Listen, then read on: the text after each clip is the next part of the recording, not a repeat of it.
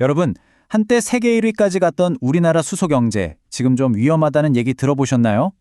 중대한 기로에 서 있다고 하는데요. 도대체 무엇이 우리를 이렇게 멈칫하게 만들었을까요?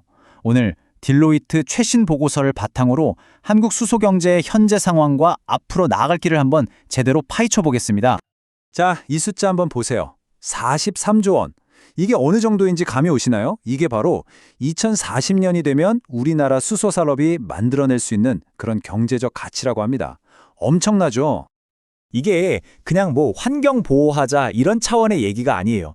우리나라의 경제 성장, 그리고 우리 아이들의 새로운 일자리, 심지어 에너지 안보까지 이 모든 걸 책임질 수 있는 미래의 핵심 엔진. 이걸 바로 수소의 약속이라고 부르는 겁니다. 아니 근데 수소가 뭐길래 이렇게까지 국가적으로 중요하다고 하는 걸까요?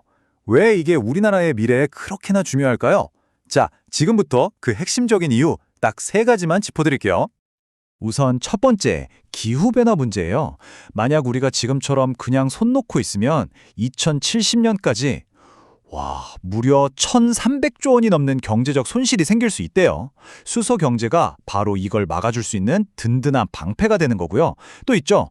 우리나라 에너지 수입 의존도가 94%나 되는 거 아세요? 이것도 낮출 수 있고 여기에 새로운 일자리가 42만 개나 생긴다니까?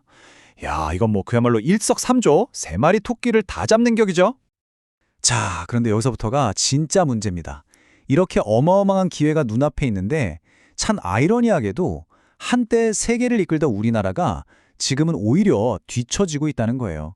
선구자에서 이제는 다른 나라들을 쫓아가는 추격자가 되어버린 거죠. 아니 불과 몇 년 전만 해도 분위기가 정말 장난 아니었거든요.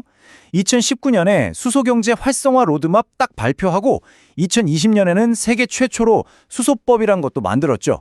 그리고 마침내 2021년 국제수소 진척도 지수에서 당당히 1위를 차지하면서 우리가 명실상부 세계 최고였습니다. 진짜 대단했죠? 그런데 딱 2년 뒤인 2023년에 상황이 완전히 뒤집힙니다. 독일, 미국, 일본 같은 나라들한테 줄줄이 밀리면서 순위가 5위까지 뚝 떨어진 거예요. 정말 눈 깜짝할 사이에 선두주자에서 추격자로 전락해버린 거죠. 아니, 도대체 왜 이렇게 된 걸까요? 뭐가 문제였을까요? 잘 나가던 우리나라의 발목을 잡은 게 대체 뭘까요? 지금부터 보고서가 콕 집어내는 그 핵심 문제들을 한번 들여다보겠습니다.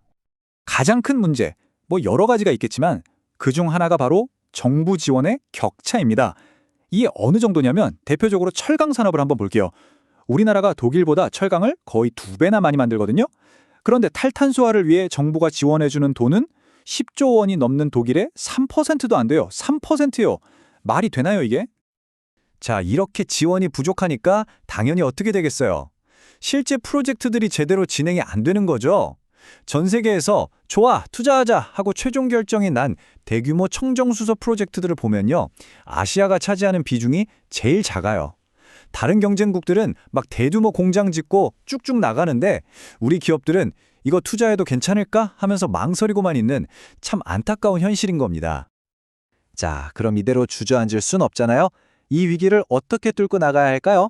다행히도 이 보고서에서 우리가 다시 1등을 탈환할 수 있는 아주 명확한 4단계 전략을 제시하고 있습니다.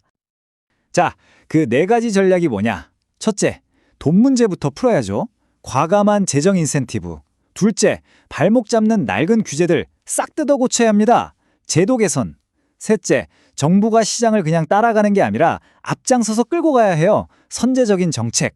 그리고 마지막, 넷째, 당연히 기술 개발, 즉 R&D와 글로벌 협력도 확대해야겠죠.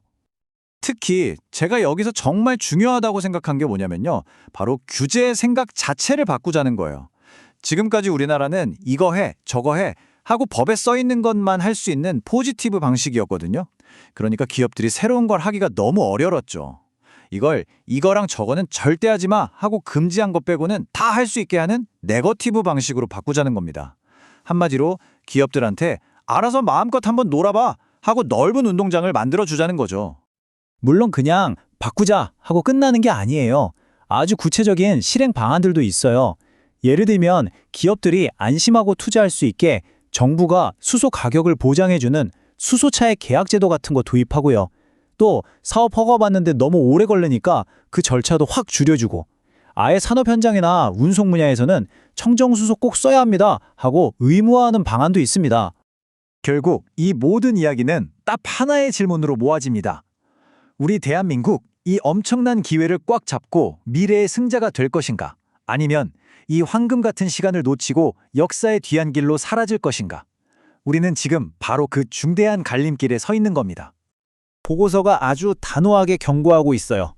대응할 적기를 놓치면 기회는 위기로 변할 것이다. 이 말의 뜻은 명확하죠. 바로 지금 당장 움직여야 한다는 겁니다. 더 이상 머뭇거릴 시간이 없다는 강력한 메시지예요. 제가 다시 한번 강조하지만 이건 그냥 착한 일 하자, 환경 보호하자 이런 문제가 절대 아닙니다. 이건 전쟁이에요. 미래 수소 경제의 기술, 돈, 공급망을 누가 먼저 차지하느냐를 두고 벌이는 보이지 않는 경제 전쟁. 그리고 국가의 운명이 걸린 아주 치열한 전략 경쟁인 겁니다. 전 세계적인 수소 경쟁, 그 속도는 정말 무섭게 빨라지고 있습니다. 과연 우리 대한민국은 다시 한번 그 시상대의 가장 높은 곳으로 올라서기 위한 그런 과감한 결단을 내릴 수 있을까요? 그 미래는 다른 누가 아닌 바로 지금 우리의 선택에 달려 있습니다.